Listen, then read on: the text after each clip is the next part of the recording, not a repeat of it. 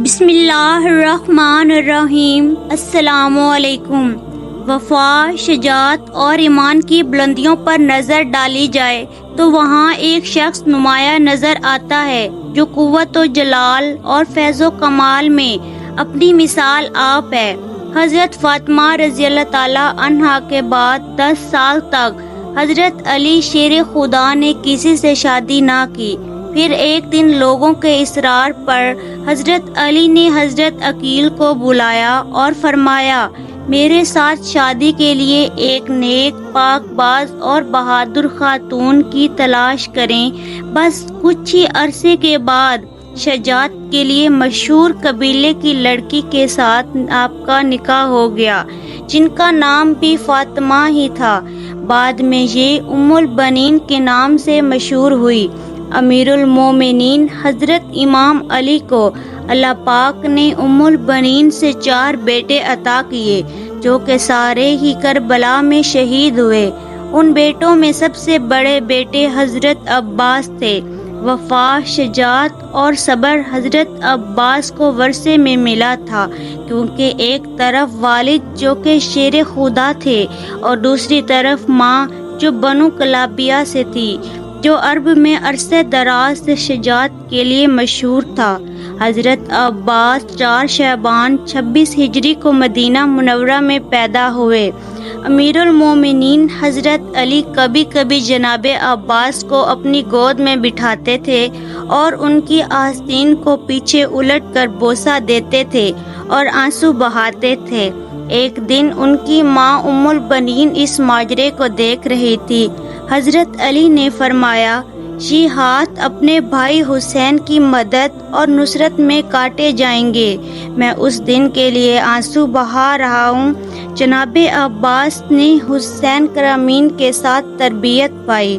جب آپ جوان ہوئے تو لوگ آپ کی دانش مندی، کمالات اور بہادری کی مثالیں دیتے نہ تھکتے۔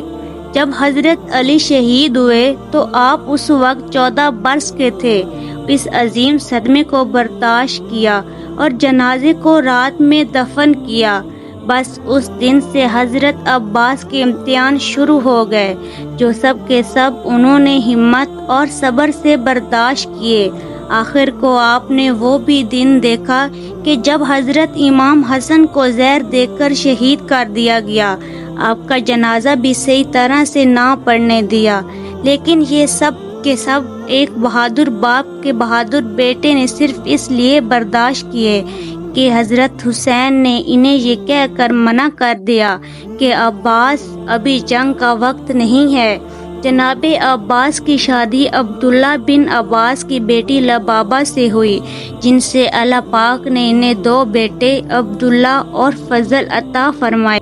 آپ ہمیشہ امام حسین کے شانہ بشانہ رہے، بلکہ حضرت عباس ہمیشہ بنی ہاشم کے 30 نوجوانوں کا حلقہ بنا کر حضرت امام حسین کی حفاظت کے لیے ان کے ساتھ رہتے تھے۔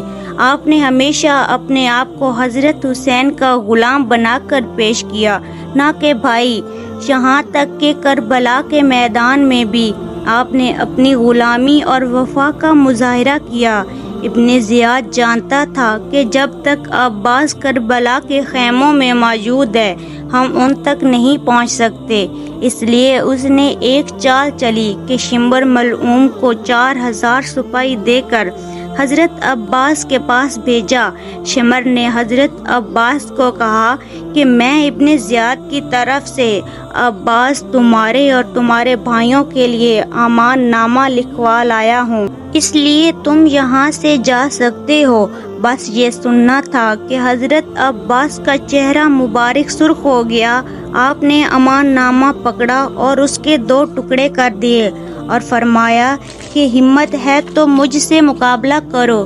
تم لوگ چاہتے ہو کہ میں نواسے رسول سے غداری کروں؟ چنانچہ شمر اور ابن زیاد اپنے مقصد میں کامیاب نہ ہو سکے، تو پھر کربلا کے میدان میں جب باری باری سب شہادتیں پیش کر رہے تھے تو حضرت عباس سے نواسے رسول سے عرض کرتے ہیں کہ اے میرے آقا حسین، اب مجھے بھی اجازت دیں میں ان یزیدیوں کو جہنم واصل کروں۔ لیکن حضرت حسین فرماتے ہیں عباس جہاں شجاعت کا امتحان نہیں بلکہ ہمارے صبر کا امتحان ہے۔ حضرت عباس خیموں کے گرد چکر لگا رہے تھے۔ حضرت بی بی سکینہ ہاتھوں میں مشکیزہ لیے جناب عباس کے پاس آتی ہیں اور کہنے لگتی ہیں چچا عباس، میرے اصغر نے 3 دن سے پانی نہیں پیا۔ غازی عباس نے بی بی سکینہ کو دیکھا، پھر خالی مشکیزے کو دیکھا تو فرمانے لگے اے میری آقا زادی، میرے حسین سے کہو میں آپ کے لیے پانی لے کر آؤں گا۔ بس بی بی سکینہ حضرت عباس کو لے کر امام حسین کے پاس آتی ہیں اور فرماتی ہیں اے بابا، چچا کو اجازت دو اور نہر سے پانی لے کر آئیں۔ امام حسین نے غازی عباس کے چہرے کو دیکھا، ایک آہ بھری اور فرمایا سکینہ عباس جاؤ میری بہن زینب کے پاس، اگر میری بہن عباس کو اجازت دیتی ہے تو عباس چلے جانا۔ حضرت عباس اور معصوم سکینہ بی بی حضرت زینب کے خیمے کے قریب آتے ہیں۔ جب بی بی زینب حضرت سکینہ کی معصومیت کو دیکھتی ہے تو یہ کہہ کر حضرت عباس کو نہر سے پانی لانے کی اجازت دیتی ہیں کہ میرے بابا نے وصیت کی تھی کہ زینب شام کی گلیوں میں جب ہاتھوں کو رسیاں باندھے تمہیں لے جایا جائے تو اس وقت صبر کا ہاتھ دامن سے مت چھوڑنا۔ میں کہا کرتی تھی کہ جس کا عباس جیسا شیر بھائی ہو کوئی اس کو گرفتار بھی کر سکتا ہے بھلا۔ حضرت عباس پانی کی مشق لیے گھوڑے پر سوار ہوتے ہیں، ایک ہاتھ میں علم اٹھاتے ہیں اور نہر کی طرف بڑھنے لگتے ہیں۔ جب حضرت عباس دریائے فرات کی طرف مشکیزہ اور ننگی تلوار لے کر نکلتے ہیں تو اس وقت عمرو بن حجاج 500 یزیدی فوجیوں کے ساتھ دریا پر پہرا دے رہا تھا۔ کربلا کا تپتا صحرا ہے، سورج اپنی آب و تاب سے چمک رہا ہے۔ جب پہرے داروں نے ایک شاہ سوار کو آتے دیکھا تو فوج میں ہلچل مچ گئی۔ تاریخ گواہ ہے کہ حضرت عباس نے 133 یزیدیوں کو چیر ڈالا اور دریا پر پہنچ گئے۔ باقی فوجی امداد کے لیے اپنے خیموں میں بھاگ گئے۔ حضرت عباس نے اپنا علم دریا کے کنارے گاڑا اور مشک میں پانی بھرنے لگے۔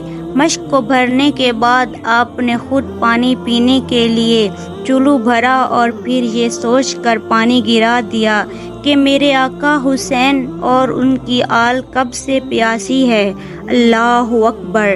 ہے کوئی عباس سے وفادار شخص اس دنیا میں؟ پھر آپ نے سوچا کہ اپنے گھوڑے کو پانی پلا لیتا ہوں، لیکن گھوڑا بھی وفادار ہی تھا، اس نے بھی پانی نہ پیا۔ اتنی دیر میں عمرو اپنی فوج کی دوبارہ وصف بندی کرتا ہے اور پیچھے سے اور سپاہی بھی مدد کے لیے آ جاتے ہیں۔ پھر حضرت عباس مشکیزہ اٹھائے گھوڑے پر سوار ہوتے ہیں۔ اتنے میں ایک تیر ان کے کندھے پہ آ کر لگتا ہے۔ حضرت عباس گھوڑے کو خیمے کی طرف دوڑاتے ہیں، سپاہی ان کو گھیر لیتے ہیں اور تیروں کی بوچھار کر دیتے ہیں۔ عمرو آواز لگا کر کہتا ہے یہ پانی خیموں تک نہ پہنچ پائے، اگر ان کو پانی مل گیا تو ہماری خیر نہیں۔ اتنے میں ایک کم بخت نے چھپ کر تلوار کا وار کیا تو آپ کا ایک بازو قلم ہو گیا۔ آپ پانی کا مشکیزہ دوسرے ہاتھ میں پکڑ لیتے ہیں، پھر دوسرے بازو پر بھی وار ہوتا ہے اور دوسرا بازو بھی قلم ہو جاتا ہے۔ اس کے بعد جناب عباس پانی کا مشکیزہ منہ میں پکڑ لیتے ہیں، پھر سب یکجا ہو کر تیر برساتے ہیں۔ پانی کے مشکیزے کو بھی تیر لگتے ہیں اور پانی بہہ جاتا ہے۔ جیسے ہی پانی بہتا ہے تو میرے آقا کی آنکھوں میں بھی آنسو آ جاتے ہیں اور وہ گھوڑے سے نیچے گر جاتے ہیں، تیروں سے نڈھال ہو جاتے ہیں۔ جب امام حسین حضرت عباس کو گرتا دیکھتے ہیں تو وہ ان کی طرف بڑھتے ہیں اور آ کر حضرت عباس کا سر مبارک اپنی گود میں لے لیتے ہیں۔ حضرت عباس پہلی دفعہ حضرت امام حسین کو اپنا بھائی کہہ کر پکارتے ہیں اور معافی مانگتے ہیں کہ میں معصوم سکینہ کے لیے پانی نہ لا سکا۔ آپ کی روح مبارک دارالفنا سے دارالبقا کی طرف کوچ کر جاتی ہے۔ اب ساری شہادتیں ہونے کے بعد جب ساری سر گردنوں سے اتار دیے جاتے ہیں اور ان کو نیزوں پر چڑھا دیا جاتا ہے تو صاحب وفا حضرت عباس کا سر نیزے پر نہیں رکتا اور بار بار گر جاتا ہے۔ یزیدی فوج پریشان ہو کر حضرت امام زین العابدین سے پوچھتے ہیں کہ ایسا کیوں ہے، جس پر آپ ایک تاریخی جملہ فرماتے ہیں، میرے چچا نے ساری زندگی حضرت امام حسین کی برابری نہیں کی تو اب مرنے کے بعد ان کا سر بھی حسین کے سر کے برابر نہیں رک سکتا۔ اللہ اکبر۔ یہ سن کر شمر کہتے ہیں کہ عباس کے سر کو گھوڑوں کی زین سے باندھ دو، لاکھوں کروڑوں سلام ہو حضرت عباس کی وفا پر۔